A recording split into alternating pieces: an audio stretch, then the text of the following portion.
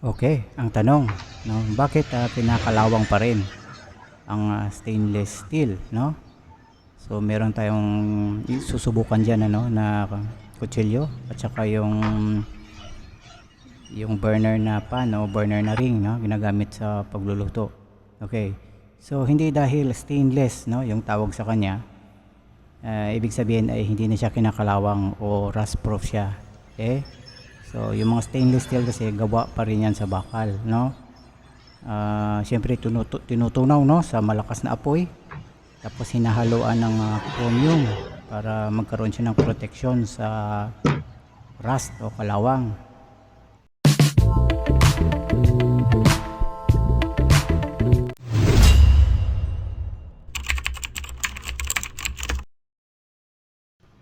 Ngayon ito naman yung ginagawa ko ano para matanggal ko yung kalawang doon sa stainless steel.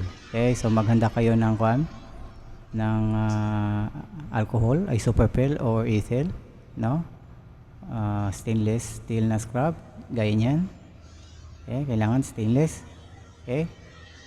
Tapos ay yung tuyong basahan. Kailangan tuyo. Okay? Kasi pupunasan natin yan tapos. Okay, so meron tayong dalawang susubukan dyan ano, na ginagamit sa kusina. Yung kutsilyo at saka yung burner na ring or pan, no? Yung pinapatungan ng yung mga kaserola or kaldero, no, kapag may niluluto. Okay, so yung una ay maglalagay kayo ng alcohol. Okay. Teka, ano magandang posisyon dyan. Maglalagay kayo ng alcohol. Okay, so nilagay ko siya sa spray, no, para mas madali. Yan, tapos kailangan ninyong gumamit ng stainless steel din na scrub. Okay, so ayan, i-scrub ninyo dyan sa pan. Nakikita niyo na natanggal yung yung kalawang, no? Pero ayan oh, parang may napudpud na parang bumabalik sa bakal, no? Ayan oh. Kasi yan eh. Chromium yan eh. Yan yung protection sa bumabalot sa bakal, protection niya. So mahirap na matanggal yung kalawang dyan kasi na-damage na siya ng siguro cooking oil, mantika or mga may asin, no? Or apoy. So ngayon ay susubukan naman natin yung ayan, yung kutsilyo. Okay, so yung stainless steel, para may mga number yan ano, may mga klase.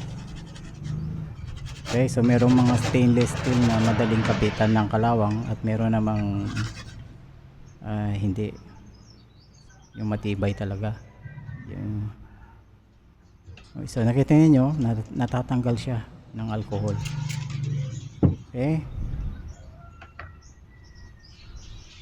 diba? Ayan oh, lumikit yung kalawang sa stainless steel na scrub ko.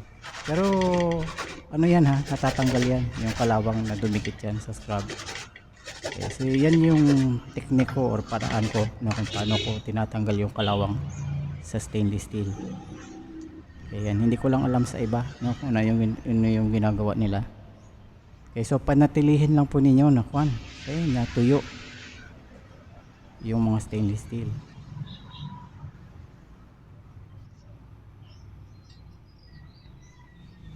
Okay, so merong nakalagay oh, may number yata na nakasulat.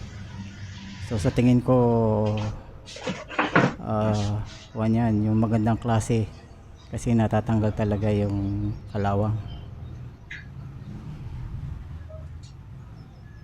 Okay, ayan, stainless siya.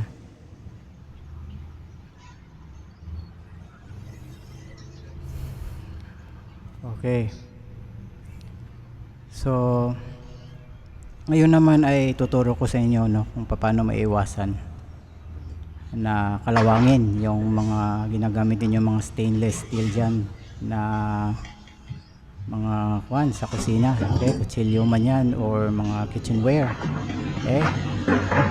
So syempre una ay panatilihin niyo na malinis at tuyo, okay, laging dapat tuyo, tapos hindi walang tubig or kwan. So kapag pagkatapos ninyo gamitin, no, pagkatapos ninyo gamitin sa kusina, okay, syempre merong mga cooking oil dyan at kung ano mga chemical. So ugaliin ninyo na laging hugasan agad pagkatapos, kapag nadikitan siya ng mga asin, no, mga mantika or mga tubig ulan, okay, may mga acid, mga tubig ulan, tubig dagat or kahit anong mga chemical, ano, mga bleach, mga chlorine, kasi yan yung mga nakakasira sa stainless steel na kaya nadadamage yung kanyang yung chromium, no. So kapag na-expose na yung metal, doon na nagsisimula na kinakalawang yung mga stainless steel. So syempre wag ninyo rin itatabi sa mga bakal, no, o sa mga non-stainless, no, tulad ng pako, martilyo or pliers, no. Ilagay ninyo yung mga stainless steel, itabi ninyo sa mga stainless steel din, okay. Tapos wag nyong pupupukin, ano, i-bend or ihagis, kasi may possibility na mapudpod, ano, or ma-damage yung kanyang chromium. Yun yung kasi yung nagbibigay protection niya para hindi siya kalawangin. Okay? So yun lang naman, no? Kailangan na panatilihin ninyong tuyo siya. Tapos hindi siya nakababad sa tubig o kahit na anong chemical. Okay, so dito na nagtatapos, no, yung ating maikling video. Maraming salamat sa inyong panonood. At huwag kalimutan mag-subscribe, no? At hanggang sa susunod naman nating pakikita, gagawin natin mga video. Bye bye.